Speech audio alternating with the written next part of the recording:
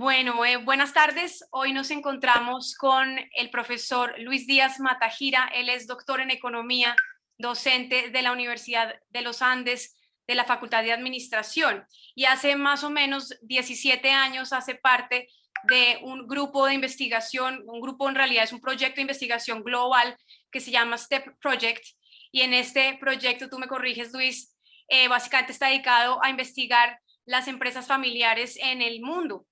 Y esto es en representación de la Universidad de los Andes. Entonces, hoy, con motivo de la presentación de este primer reporte a mayo, no es primero, no sé si es el primero, pero no es desde miles, pero quiero decir, es digamos, está El caliente. reporte de la encuesta más reciente, sí, acaba de salir. Sí. Más reciente de cómo están constituidas las empresas familiares en el mundo y particularmente en Sudamérica. Entonces le damos la bienvenida. Muchas gracias, Luis, por estar con nosotros.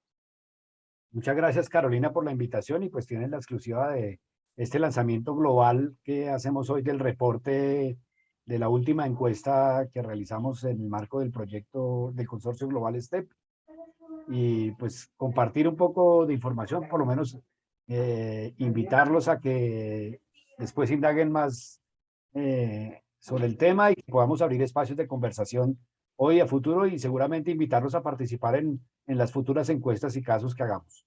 Perfecto. Entonces, primero, para ubicar a todo el mundo, Luis, cuéntanos qué es el STEP Project y ya después entramos en materia. Perfecto. El proyecto STEP es un consorcio, una red de académicos y universidades a nivel global. Somos en este momento alrededor de 200 académicos de 50 universidades en todo el mundo, que colaboramos para hacer investigación sobre cómo las empresas familiares logran crear valor y perdurar y prevalecer a través de las generaciones. Bueno, pero y entonces, ¿ustedes están desde hace cuántos años? Entonces, la red de STEP inicialmente se inició en el 2005, liderados por un grupo de universidades de Europa y por Babson College, que fue como el patrocinador original, el movilizador del tema. Hace 3 años Babson se retira del proyecto, y aplicando lo que estudiamos y lo que trabajamos con las empresas familiares, decidimos en un espíritu emprendedor refundar el consorcio global.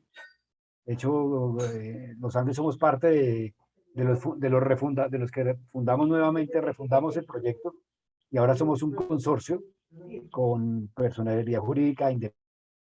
Tenemos el patrocinio global de KPMG, pero ante todo como te digo, es una red de investigadores que hacemos investigación pensando en contribuirle a las familias, en que haya conocimiento que le permita a las familias, a los académicos, a los estudiantes, tener mejor unos elementos y unos elementos comparativos que les permita ver cuáles son las mejores prácticas de emprendimiento transgeneracional.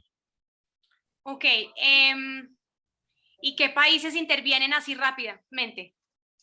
¿Perdón? ¿Qué países intervienen? Bueno, obviamente son universidades, pero más o menos de qué países. En este momento estamos en todo el mundo. Tenemos en Latinoamérica, tenemos universidades de México, Venezuela, Guatemala, Ecuador, Perú, Chile, y estamos en este momento con colaboración de investigadores de Argentina y Brasil entrando nuevamente. Y está Estados Unidos, Canadá. En Europa hay un grupo grande en España, Francia, Italia, Alemania. Tenemos a través de los equipos de Europa, universidades de Sudáfrica y de Ghana, también de África, un par de universidades de Medio Oriente, de Emiratos Árabes, y tenemos un grupo de universidades de Asia, de la India, de Tailandia, de Singapur, de Hong Kong, China y Japón. Entonces, es verdaderamente global, y algo que nos diferencia precisamente es que somos realmente un proyecto de investigación global.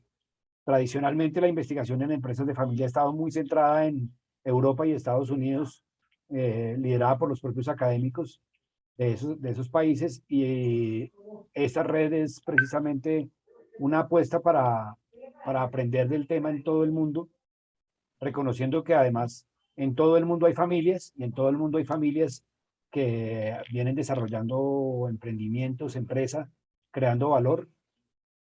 No por nada Alemania y Japón tienen familias, empresas familiares que tienen más de 9 generaciones. Hay mucho que aprender, y ya también en América Latina tenemos empresas, familias que van en cuarta, quinta, sexta generación, y se vuelve un tema importante. Finalmente las empresas familiares es la forma organizacional que prevalece en todo el mundo. Que prevalece. Y también supongo yo en un país como Colombia, donde las empresas son pequeñas y micro, pequeñas y medianas, a lo sumo, pues con mayor razón la mayoría son familiares. Sí, también. Entre un 70 y un 80% de las empresas son familiares. Dependiendo un poco de las estadísticas, como alguna vez conversábamos, no tenemos una gran base de datos en Colombia, pero las estimaciones a partir de la información de supersociedades y nuestras estimaciones propias de Confecámaras es que es entre un 80% del tejido empresarial colombiano tiene control e influencia de las familias que las han movilizado. Luis, una pregunta. Este reporte global, no sé cómo, es decir, cuál es la población, la muestra. Ya te la voy a mostrar precisamente. Listo, entonces arrancamos.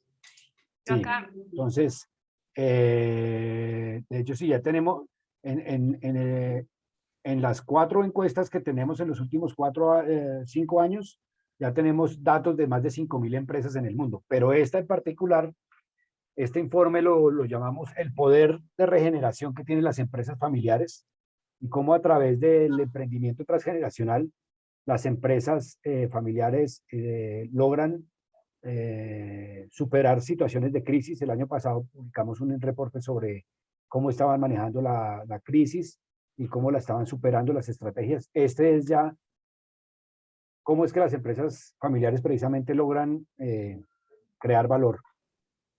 Y entonces, ¿qué preguntamos en esta investigación, en esta encuesta? Esta encuesta la realizamos entre septiembre y noviembre del año pasado,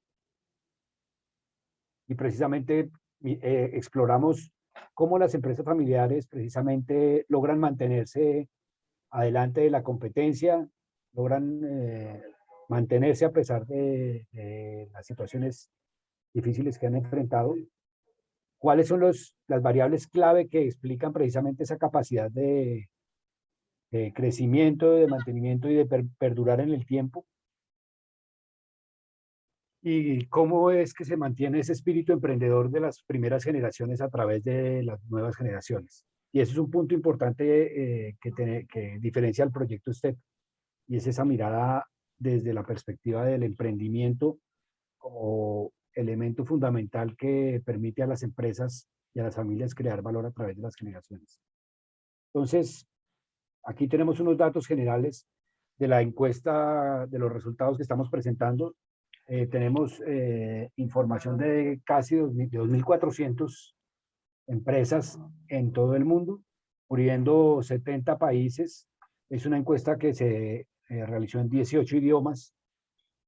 Eso es parte de lo que es una red colaborativa de traducir incluso a distintos tipos de español, distintos tipos de lenguajes en distintas partes, para poder capturar el sentido de lo que queremos investigar en todo el mundo. 16 países específicamente, bueno, estamos trabajando, van a salir 26 reportes de benchmarking por país. Uno de esos será Colombia en los próximos días. En los próximos días tendremos un reporte sobre Colombia. O sea, en este caso vamos a hablar desde Sudamérica en comparación con los resultados globales. Sí, exactamente. Exacto. Entonces, y antes de pasar a datos, ¿qué es lo que diferencia a las empresas familiares precisamente desde nuestra perspectiva? Es que ese desempeño es el resultado de una fórmula, y es que el desempeño social, económico, familiar de las empresas familiares es el resultado de la integración de dos fuerzas: las capacidades emprendedoras, la orientación emprendedora y la influencia del control familiar, evaluado desde la dimensión de la riqueza socioemocional que tiene la familia.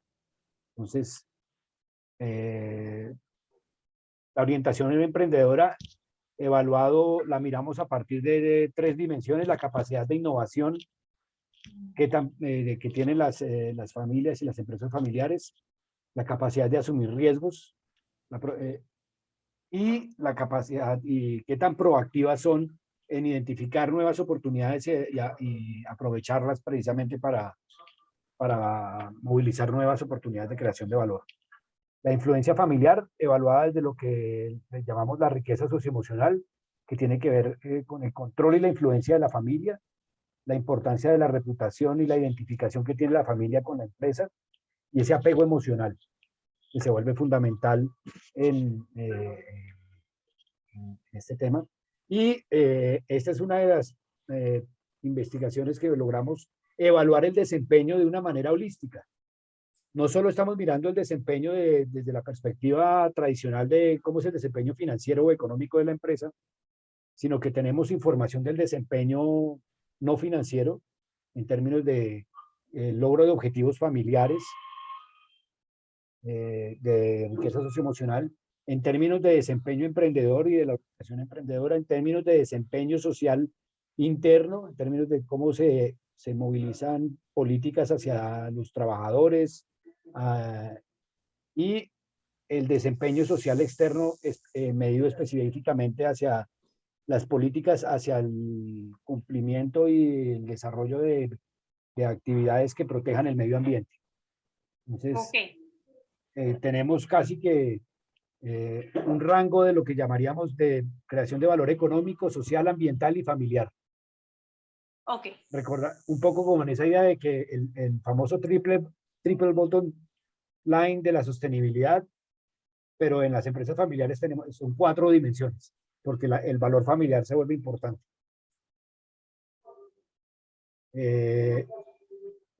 Esto nos permitió identificar 4 grandes tipos de empresas familiares, como a nivel agregado: las familias emprendedoras que logran un alto nivel de orientación emprendedora y de riqueza socioemocional; las empresas familiares que privilegian la parte empresarial; las empresas que privilegian la parte familiar; y las empresas que todavía están como en proceso y que tienen desempeños bajos en ambas dimensiones.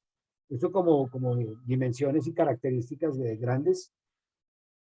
Y el poder de regeneración está en 5 dimensiones fundamentales que encontramos. En cómo se mantiene el legado emprendedor y el espíritu emprendedor de los fundadores, cómo las familias logran mantener eso en las siguientes generaciones, el estilo de liderazgo que los directivos y los líderes de estas empresas y de estas familias logran imprimir para movilizar y motivar el comportamiento de las empresas y de las familias, cómo se toman las decisiones y se ponen sobre la balanza las prioridades, cómo la dimensión familiar y la dimensión empresarial, como veíamos antes, son importantes. Las dos cosas son 2 objetivos que están siempre las empresas familiares movilizando. Cómo se refuerza el valor emocional, la riqueza socioemocional, como un elemento que diferencia y que activa las decisiones, la toma de decisiones, y el involucramiento de las nuevas generaciones para que efectivamente vuelvan a vivir desde su nueva generación esa orientación emprendedora. Cómo las nuevas generaciones permiten mayor proactividad, innovación y toma de riesgos. Entonces, si te parece, voy a mostrarte algunos datos de la encuesta comparando con... con Sudamérica, Ujú. como te decía, después tendremos el reporte colombiano y un reporte, estamos también trabajando ya en un reporte comparativo de toda América Latina. ¿Y cuándo podemos esperar ese reporte exactamente? El de Colombia debe estar en un par de semanas y el latinoamericano en un mes, Ok. mientras procesamos la base de datos. Eh, Para ese momento nos precisas, o no sé si en este momento nos puedes precisar el número de empresas colombianas en esta encuesta y de sí, Sudamérica también. sí, de toda Latinoamérica tenemos 630 encuestas. En Sudamérica es bastante importante. 60 son colombianas. El país que más tenemos representación en Sudamérica es Venezuela, que tiene más de 120 encuestas. A nivel global, los países con mayor número de encuestas fueron España y China, con más de 200 cada uno. Y ese es parte del reto que hemos tenido y es lograr contar con la generosidad de las empresas y de las familias para responder y participar en estas investigaciones. Claro. Hemos logrado pasar de 40 hasta 60 en Colombia que nos apoyan y la idea es que cada vez que hagamos la encuesta, que la hacemos cada 2 años, el año entrante volveremos a hacer otra encuesta, contar con más información y lo bueno de esto es que como es con una perspectiva global, es posible hacer esta comparación. Estas comparaciones, es decir, cómo se parecen las empresas del país y de la región frente al resto del mundo. Ok. Es como vemos en tamaño, como vemos aquí.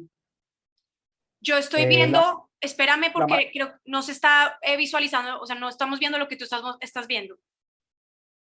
Yo estoy viendo todavía las preguntas del comienzo. entonces sí, déjame, entonces no pasaron ninguna de las diapositivas que yo estaba Sí, todas compartiendo. pasaron las que hiciste, pero parecería otro documento, entonces nos quedamos con eso, perfecto. Ahora sí, ¿cierto? Ahora sí, perfecto. Estamos en el tema de Entonces, tamaño. tamaño, sí, entonces el azul oscuro es empresas grandes que son más de 250 empleados. Empresas medianas es el azul clarito que son entre 50 y 250 empleados. Y las pequeñas o micro que tienen menos de 50 empleados. Como verás, claramente en Sudamérica hay muchos más pymes si comparamos con el nivel mundial.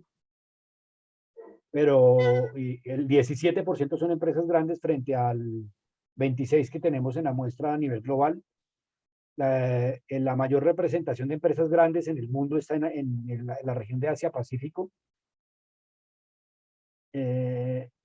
Y, pero como te decía, como tú mencionábamos al comienzo, realmente la mayor cantidad de empresas familiares en el mundo son las empresas, las pymes, pequeñas y medianas, lo cual hace mucho más comparable precisamente los resultados, porque vemos que, que si bien es una encuesta global y es una encuesta, tratamos de acercarnos a que sea lo más representativo posible.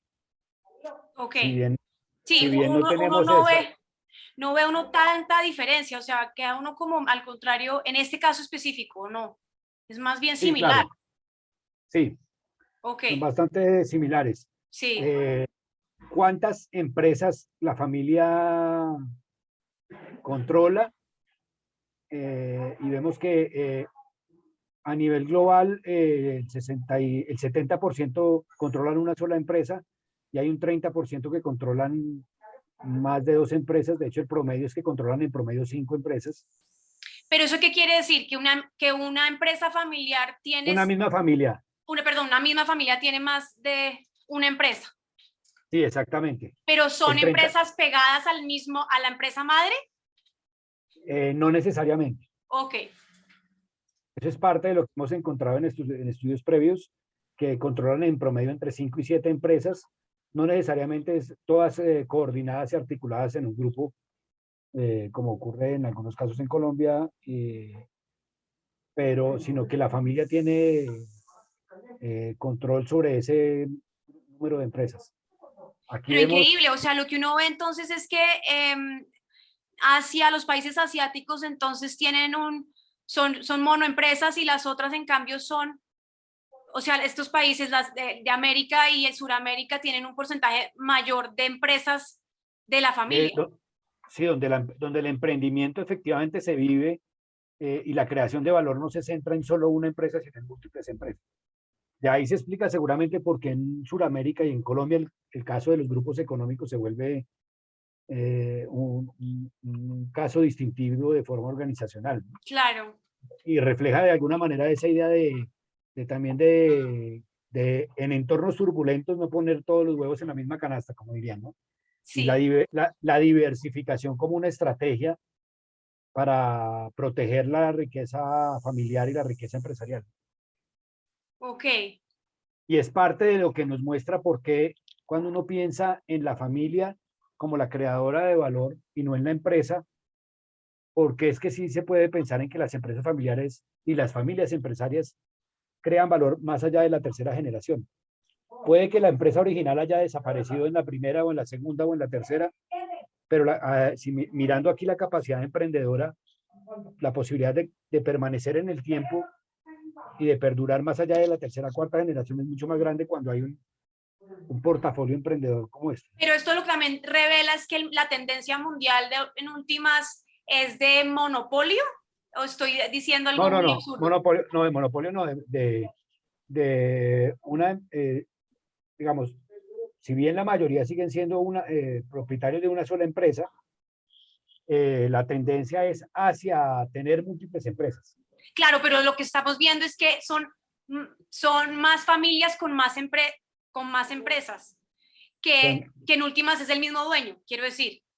Sí, claro. Entonces, en últimas es un interés particular que se está beneficiando en últimas más, sí, pues por decirlo así, o no necesariamente es esa lectura.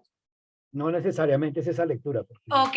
Es un emprendedor o una familia que tiene la capacidad precisamente de crear múltiples líneas de creación de valor, múltiples empresas, porque moviliza precisamente la orientación emprendedora y el espíritu emprendedor del fundador se ve reflejado en que las siguientes generaciones, en lugar de estar discutiendo ver cómo entramos a ser parte de la propiedad de la empresa original y de la empresa que queremos repartirnos entre toda la familia, por eso yo digo, en lugar de crear un ecosistema en el que un sistema en el que en el centro está la empresa y tenemos una familia que ronda alrededor de la empresa a ver cómo capturan un pedacito de esa torta y empiezan los conflictos. Lo que tenemos es un conjunto de iniciativas emprendedoras que gravitan alrededor de una familia. Entonces la familia, en lugar de dejar como herencia unas acciones y una propiedad en una empresa, lo que deja es una herencia de un espíritu emprendedor que le permite a las nuevas generaciones crear nuevas oportunidades de emprendimiento. Y eso beneficia, como lo vamos a ver en el desempeño, eso beneficia tanto a la sociedad como a las empresas. Y en eso somos punteros en este lado del planeta, por lo que se muestra acá. Okay. Por lo que se ve, sí, hay una diferenciación y es claramente el espíritu emprendedor, y ahí uno puede lanzar la hipótesis precisamente, algo particular de Sudamérica, de entornos turbulentos, con múltiples crisis, es que el espíritu emprendedor se vuelve una forma de luchar contra esa debilidad institucional, ¿no? Ya, ok. Sigamos. Sigamos, sí, esto era bueno, sectores, esto sí es muy similar en todo el mundo y es la mayor parte de las empresas que participan en la investigación son del sector servicios y algo de manufactura. En Sudamérica, sobre todo, el mayor sector servicios. Eso ya sería para discusión de más como de pero interesante porque los países asiáticos entonces tienen gran industria. Sí, están mucho más movilizados. En Asia Pacífico, claro, la industria fuerte Asia Pacífico está mucho más en Asia, sí. ¿No? Okay, sí, está repartido entre servicios e industria, ok. Sí, lamentablemente, sí, Europa y el continente americano se ha movido más hacia el sector servicios, creo que eso lo vemos en Colombia y por eso también seguimos dependiendo de mucha de la industria por fuera y no de lo propio. De lo propio pero pues esto es simplemente datos de la realidad y ahí está, ¿no? Ok. Y seguramente en el sector servicios hay más oportunidades de emprendimiento.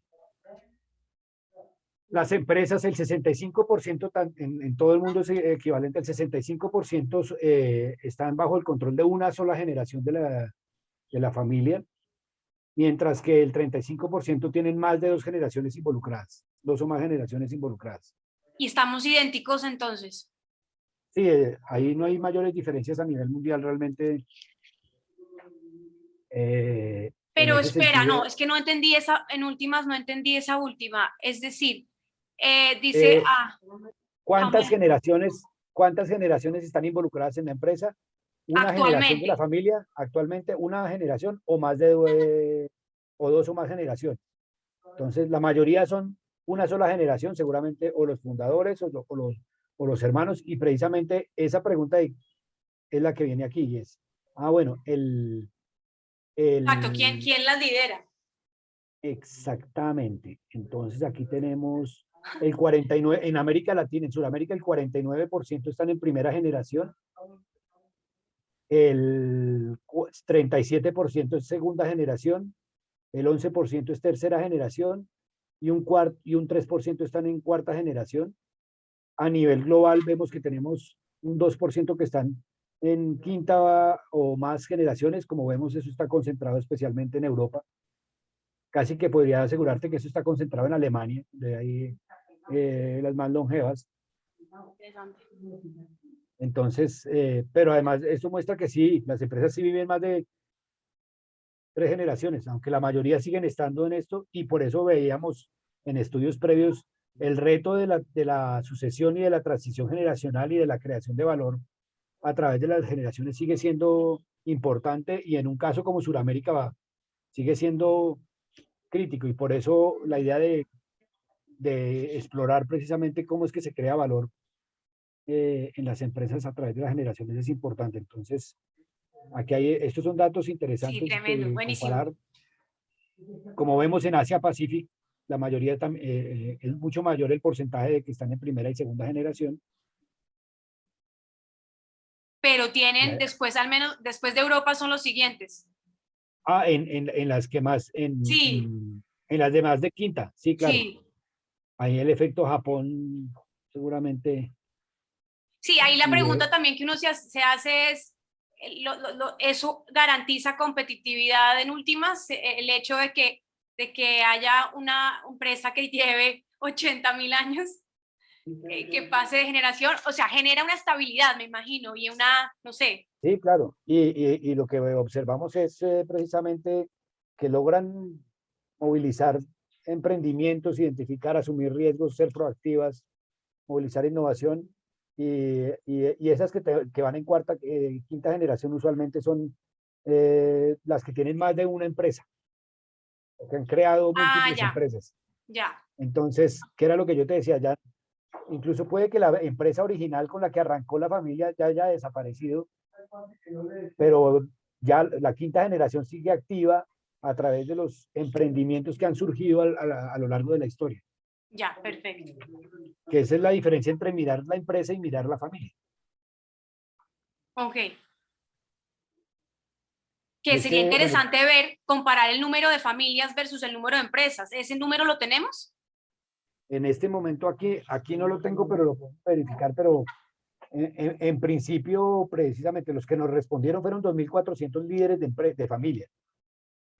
No son 2.400 empresas, sino 2.400 CEOs de familias, con lo cual el dato de empresas es superior. O sea Es que superior, ok.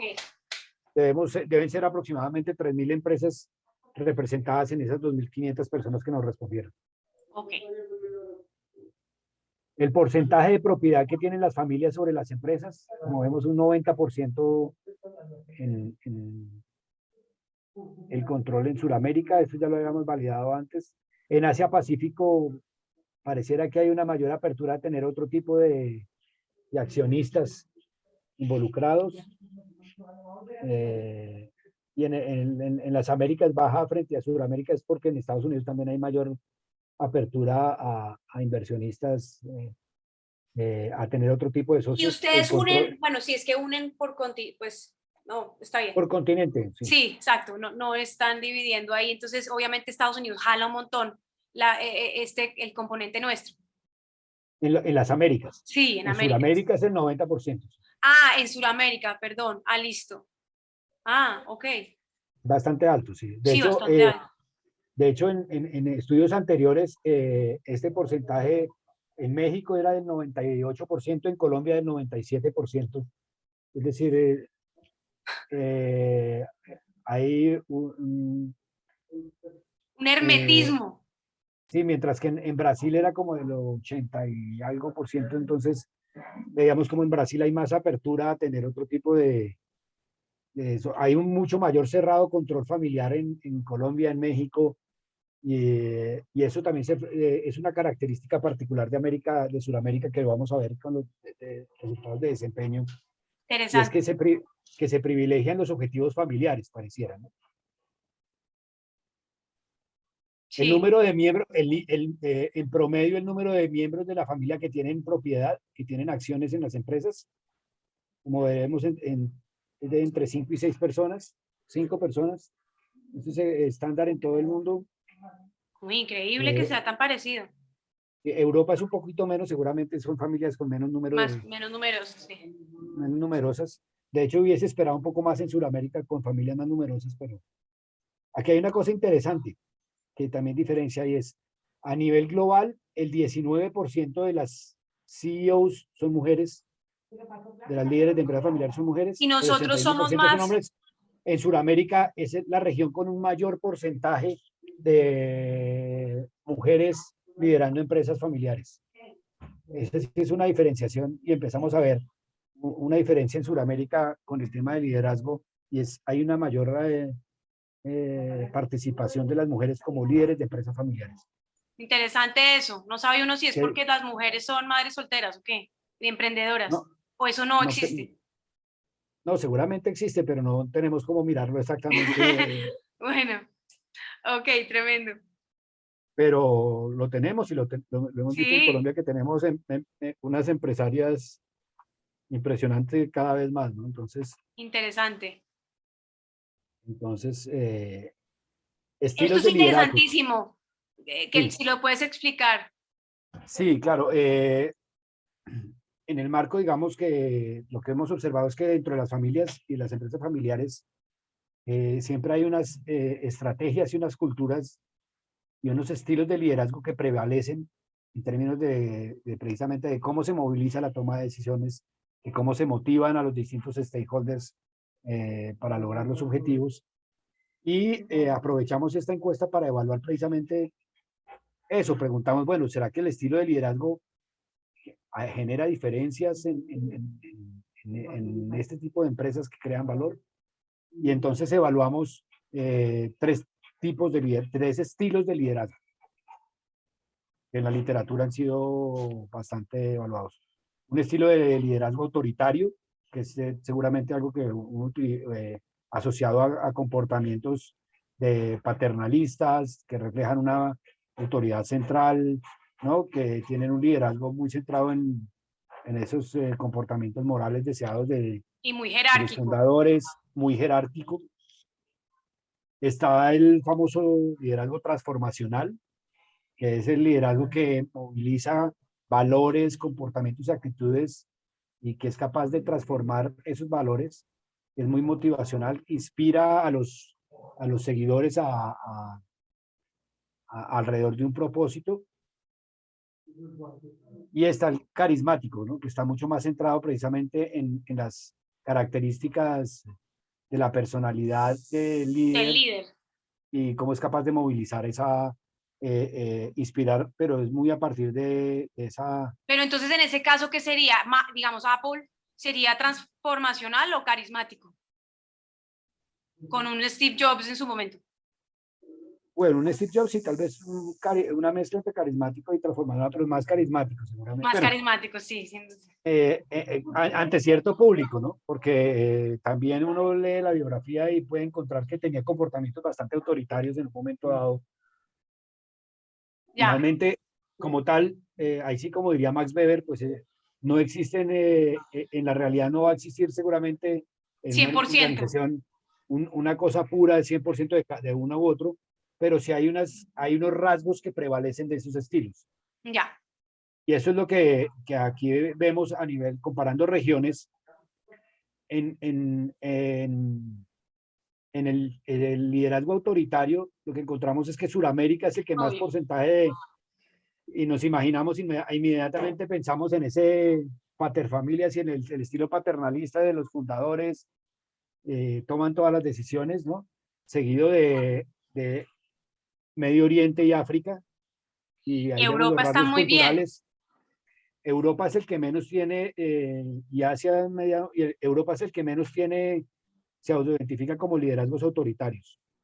Y tal vez es parte, digamos, de la historia de lo que ellos han vivido, precisamente de tener líderes autoritarios que han Claro, transformado tiene todo el el sentido. continente.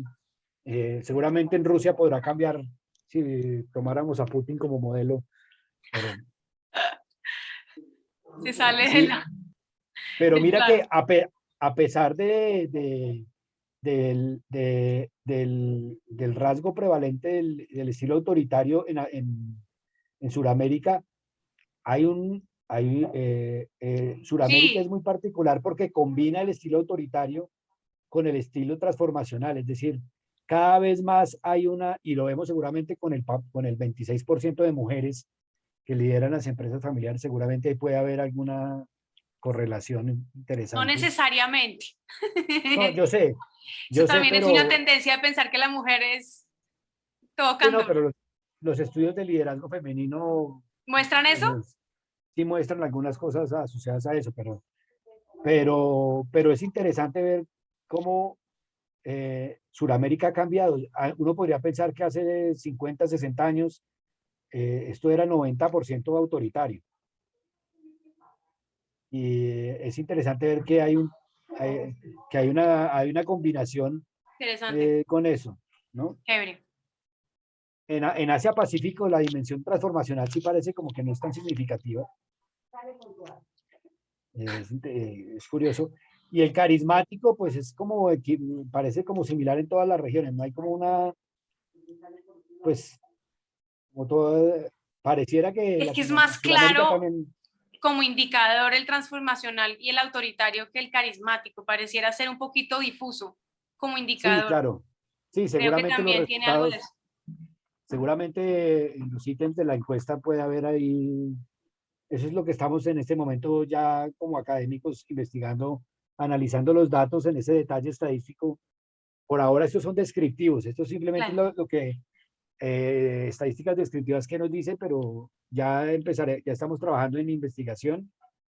Ya de hecho tenemos unas primeras estadísticas mostrando que en términos de creación de valor familiar, empresarial y de creación de valor social, tanto interno como externo, el liderazgo transformacional y el carismático sí tienen una incidencia, mientras que el autoritario no, Ya. lo cual dice mucho y tal vez eso muestra por qué es que se están moviendo al transformacional, porque el liderazgo autoritario tiene un impacto en un momento dado, pero no logra crear tanto ¿No valor logra qué? económico y Perdón. social, Trascender. crear, trascender en su capacidad de creación de valor económico y social, mientras que el transformacional sí. Y ante un entorno, Eso ya está, digamos, estudiado. sí, y lo estamos estudiando más en detalle y te estoy contando aquí simplemente los datos de las primeras regresiones que estamos analizando, análisis estadístico, que el liderazgo transformacional sí tiene un impacto positivo en la creación de valor financiero, de valor familiar y de valor social en las empresas, mientras que el autoritario no pareciera tener un impacto estadísticamente significativo, con lo cual es una noticia positiva en un entorno en el que necesitamos crear cada vez más eh, empresas que sean sostenibles y que le apunten a una transformación más allá de la creación de valor económico únicamente. Ok. Interesante. Bueno, voy a avanzar rápidamente. Bueno, Sí, aquí estamos aquí, estamos todavía, sí, nos faltan por ahí como unos 5 o 6 indicadores. Dale. sí, no, digamos, estos son como ya En desagregado cada detalle. uno de los en detalle, pero sí, o sea, aquí podemos ver Sudamérica, lo que veíamos el porcentaje carismático, el porcentaje transformacional alto, ¿no? Y el nivel alto de autoritarismo, pues igual sigue siendo una región, Sudamérica sigue siendo una región donde hay un mayor estilo de liderazgo autoritario. Interesante. Y creo que pues no hay que alejarse para ver los gustos en política en Colombia, pero no voy a meter en cosas que no me han llamado, después me investiga la Procuraduría. La orientación emprendedora en las dimensiones, que aquí tenemos Sí, ahí precisamente. digamos que uno se hace una pregunta y es el que toma riesgos y el que innova y el otro es el proactivo y uno sentiría que parecieran ser un poco casi que no excluyentes y casi que no sinónimos, pero en parte muy parecidos. No, son distintos, pero efectivamente cada uno no jala para su lado, sino que se Exacto. complementan. Sí, Okay. pero sí llama la atención que Suramérica y las Américas Estamos en tienen la un inmunda. nivel, estamos colgados en el tema de innovación, mientras que a nivel de toma de riesgos y de proactividad en términos de tratar de salir al mercado e identificar oportunidades, es decir, como O los sea, hay estudios mucho decían, tilín. hay mucho emprendedurismo, hay mucho emprendimiento, hay mucha búsqueda y actividad, como los estudios del GEM han mostrado, pero de realmente generar procesos de innovación, seguimos todavía rezagados, ¿no? Y lo vemos, Asia-Pacífico es el que tiene el mayor nivel de innovación y tal vez eso lo vemos incluso con todo el desarrollo Claro, de y la el número de tecnología y la patentes. industria. Sí, Pero entonces esto es lo que respondieron los líderes de su misma empresa, o sea, ellos son ahí sí, bastante autocríticos y reconocen que no son innovadores. sí, No claro. es una medición objetiva, pues digamos, de un tercero. No, no, son las respuestas de los CEOs de las empresas familiares y obviamente estamos utilizando encuestas que han sido validadas No, estadísticamente sin duda. y que han permitido discusión fuerte académica y que estadísticamente controlamos por algunos de esos sesgos De que pueden opinión, haber de los que responden, pero interesante. efectivamente puede haber algo de eso, efectivamente, ¿no? Eso ya es el mismo nivel de detalle. La orientación emprendedora a nivel agregado, el 47% en Sudamérica percibe que es alta, ya integrando las tres dimensiones, ¿no? Como de manera agregada, como Ah, orientación emprendedora, como dices tú, las tres como que se complementan si calculamos un índice que agrega las tres sí, dimensiones sí, y ahí, de hecho, la región que aparentemente menos integrado tiene en la orientación emprendedora es Europa, mientras que las Américas y Suramérica jala mucho y se considera que hay un alto nivel de orientación emprendedora, que era lo que te mencionaba. Seguramente sí hay cada vez, y lo vemos en el discurso de todos queremos ser emprendedores, que el emprendimiento, que el apoyo, esa búsqueda permanente de oportunidades está ahí en el espíritu. pero Que no, eso tenga, que eso tenga resultados, pues es parte de lo que estamos mirando precisamente. no hace Bueno, entusiasmo. lo que ya veíamos en innovación es bajito en Sudamérica y en proactividad sí se considera alto. Esto es lo mismo, pero ya en detalle. En términos de las variables de la dimensión de la riqueza socioemocional, claramente Sudamérica lo más importante es el control familiar. Y uno lo ve permanentemente en los problemas de sucesión, en los problemas de buscar financiación, de compartir información y para las familias es muy importante mantener el control de la familia sobre la empresa. Por eso muchas veces no se abren a tener gobierno corporativo, a, a otras cosas. El papel de la identificación, bueno, Sacrificando en últimas también cierta longevidad, perdona que te interrumpí. sí, No, sí, en ese sentido, las empresas con las que ustedes trabajan, ¿hay algún tipo, fuera de obtener información de ellas, hay algún tipo de retroalimentación de este tipo de reportes y de que efectivamente este tipo de indicadores lo que muestran es que las empresas en muchos casos sacrifican incluso el retorno económico por mantener el control y estas cosas también un poquito ya. y en los casos que hacemos, precisamente por eso, cuando no hacemos encuestas, hacemos estudios de caso. Ese es el otro libro que te comenté que estamos sacando de estudios de caso. Y este año, con este reporte, ya vamos a empezar a trabajar el próximo semestre en hacer estudios de caso a profundidad, precisamente para explorar estas dimensiones ya directamente en casos.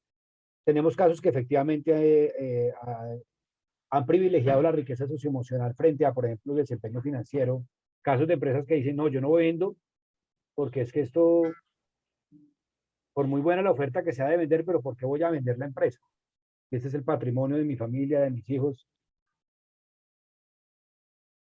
Y eso es parte de lo que hemos encontrado. Aquí todavía nos falta elaborar mucho. Me pareció que el tema de apego emocional está como bajito en Sudamérica, Sí, tremendo, increíble. pero tal vez es por los ítems o porque tal vez la dimensión del apego emocional está más en la dimensión de control e influencia que en eso, pero eso es parte de lo que estamos. Igual es un 26% que dice que es alto, pero solo un 28% considera que el apego emocional en Sudamérica es bajito, o sea que sigue siendo alto, más del 70% lo consideran medio alto, o sea que sí es, comparativamente frente a otras regiones, pues es menor Sí, entiendo. y hay resultados interesantísimos, ¿no? Medio Oriente y África tienen un 45% que considera que es alto el apego emocional como dimensión de la familia, ¿no? Y en desempeño, ¿Ahí qué pasa? aquí vemos en desempeño financiero, las de Sudamérica evalúan como la que más bajo comparativamente, pues Europa y Asia tienen, No, jefe. consideran en sus evaluaciones que tienen mejor desempeño financiero. En el no financiero, el medio ya lo veíamos con lo de la riqueza socioemocional. Medio Oriente y Suramérica son las que más alto tienen en la dimensión familiar, no económica, con lo O sea, nos cual, por ejemplo, mantenemos unidos pero quebrados. sí, eso sí, la familia primero, O sea, así estemos llevados. ya estemos llevados, básicamente. Ok, Sí, ok. pero, y es parte de lo que caracteriza, yo creo que la familia latinoamericana es proteger la familia antes, ¿no? Mijos, por plata no vale la pelea pelear, venga, arreglemos la cosa. Pero bueno, ese es el desempeño social externo. Claramente, Europa y Asia tienen mayores desarrollos en inversiones en protección del medio ambiente versus el caso Ah, ya suramericano. entiendo. Yo no entendía Middle qué East era eso, de externo social. es sí, inversiones en protección del medio ambiente. Ya. En protección ambiental lo vemos que lamentablemente estamos todavía rezagados en eso, mientras que el desempeño social interno y es el cuidado, la protección de los empleados y de no tener políticas discriminatorias al interior de la empresa, vemos que algo que también ya habíamos identificado antes y es que en Sudamérica, sí, aquí y uno lo habla con los líderes familiares, la cultura familiar permea a los empleados y se busca proteger a los empleados y mantener ciertos niveles de protección y de ser buenos empleadores. Por eso se habla de que sí, los empleados son como parte de la familia y en muchos casos se encuentra uno eso.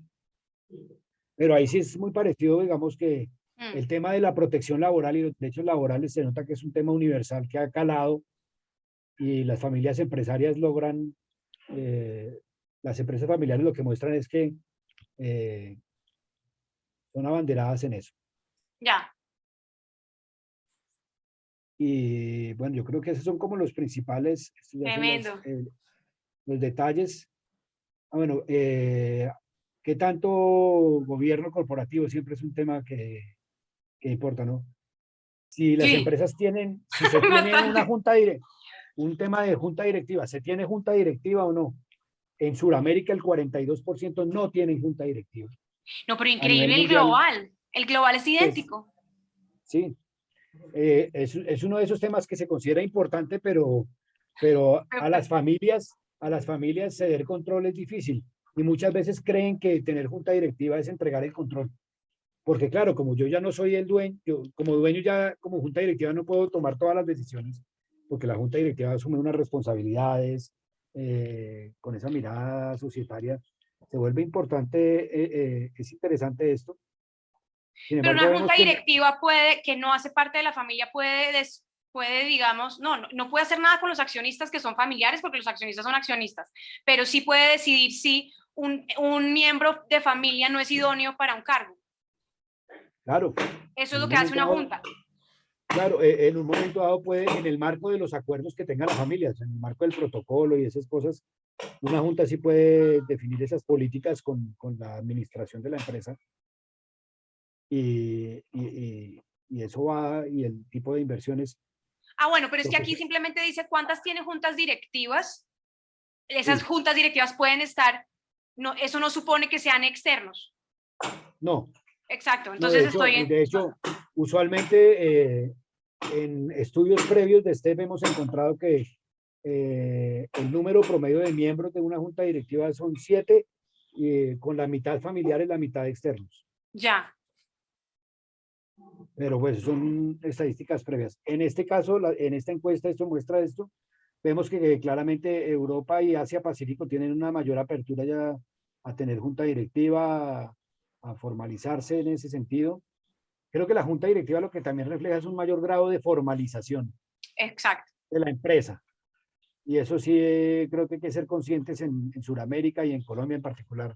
Uno ve un grado alto de informalidad en la toma de decisiones, sobre todo en las empresas familiares de primera y segunda generación. Por eso muchas pymes se quedan pymes y no logran eh, muchas veces movilizar y aprovechar oportunidades. Ok. Consejo Gobierno familiar. familiar, consejo familiar, el 74% no lo tienen. Y el consejo familiar es un órgano de gobierno que tienen las empresas familiares Eh, que no para se gobernar la inmiscuye, familia, que no se es para inmiscuye. administrar, no se inmiscuye en la empresa, no, es para administrar la familia y para definir las reglas, para facilitar los acuerdos de la familia. Y dentro de los acuerdos, el consejo familiar sí puede ayudar a tener un protocolo, por ejemplo.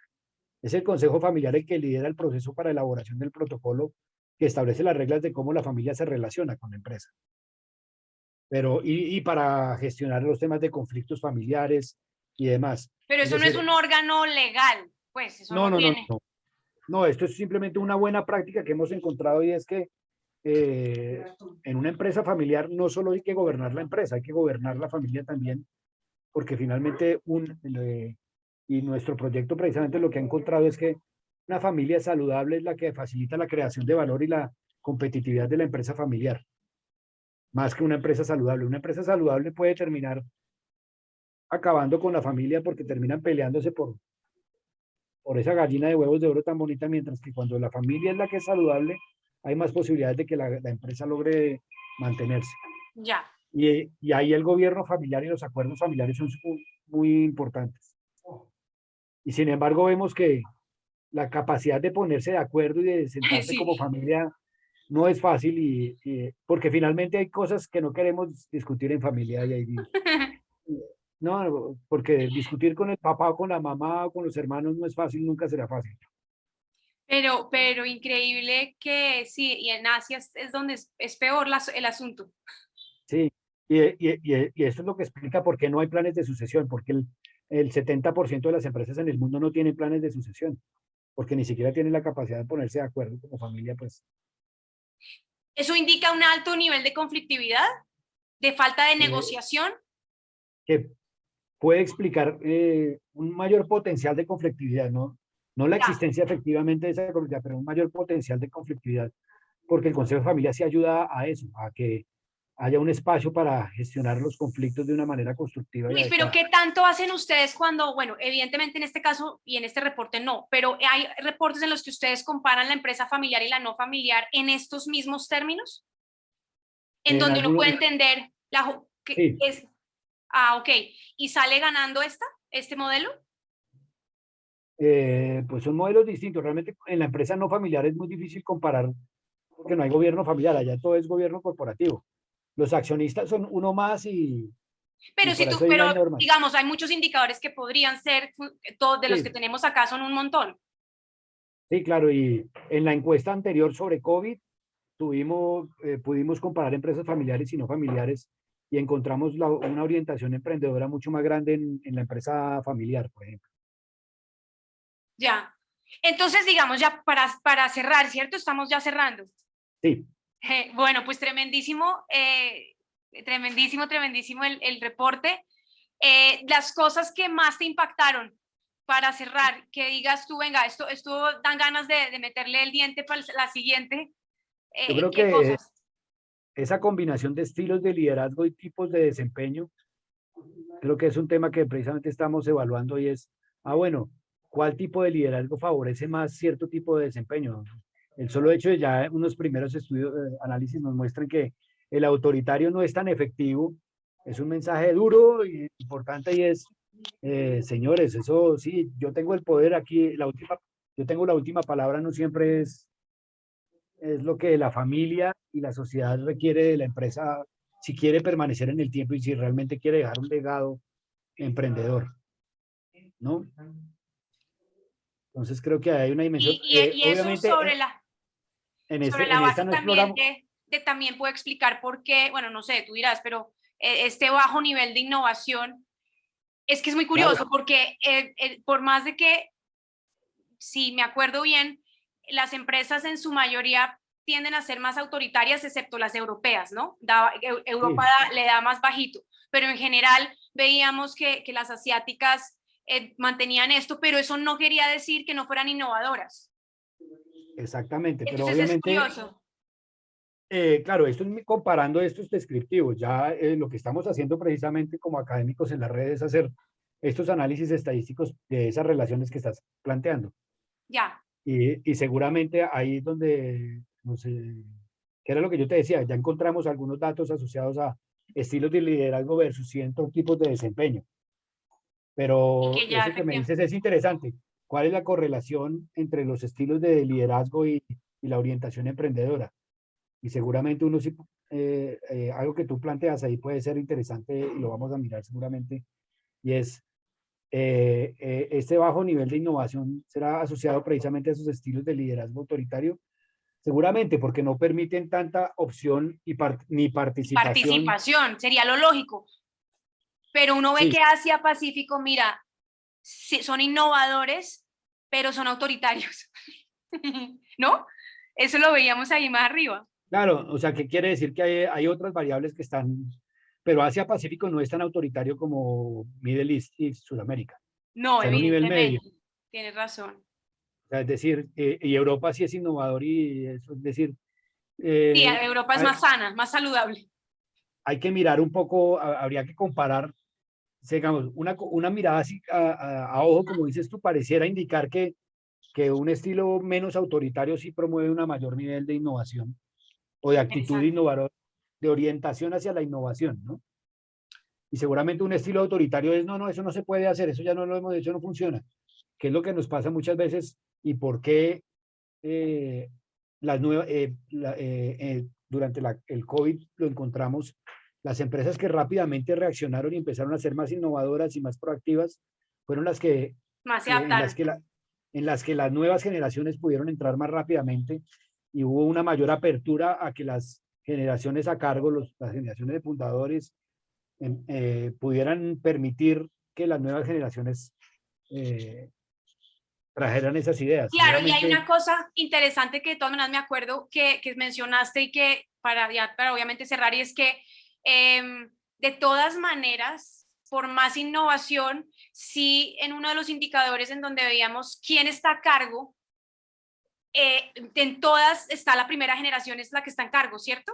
A cargo, la en la mayoría, mayoría. pero hay un 30% en la segunda generación. Acuérdate que la segunda y la tercera generación aquí están. Ujú. La segunda y la tercera, al menos en Sudamérica, es el 48%. Son tantas en segunda y tercera como en primera. Pero Ah, hay, sí. pero nuevamente ahí salen otras cosas interesantes. ¿Qué generación es la que está asociada a ciertos estilos de liderazgo? ¿Y qué Entonces, ahí, generación está asociada a la innovación? Uno diría que obviamente las últimas, o sea, las más recientes, pero no, aquí no representan, ese es no el sentido representan, común y es lo que pareciera decirte la intuición. claro, pero Eh, no. todo lo que me estás planteando precisamente son preguntas de investigación para que nosotros nos metamos a jugar con los datos a ver qué sale ahí. Ah, bueno, pero entonces ustedes van a analizar todo esto y van a sacar entonces el reporte que es el análisis de esto. Eso es lo que hacemos ya como académicos. Empezamos a escribir artículos Ah, ya. académicos haciendo esos análisis. Vamos a hacer ese reporte comparando los países de América Latina. Ok. Porque aquí Sudamérica está agregado, pero no sabemos Nada, pues. Venezuela versus Colombia versus Perú, Argentina, México. Ya hemos encontrado previamente que no todos no son igual, no somos parecidos, pero no iguales. Y ahí podemos encontrar cosas interesantes. Pues Luis, un gusto. Felicitaciones por ese reporte, por ese trabajo además exhaustivo y esperamos entonces poder conocer los resultados para Colombia, seguirlos a ustedes también en lo que vayan analizando al respecto y bueno, un gusto entonces compartir contigo estos resultados. A ti muchas gracias, Carolina, por la invitación y seguiremos colaborando para divulgar este tipo de información y poder invitar seguramente a futuro a empresas familiares a participar. Buenísimo.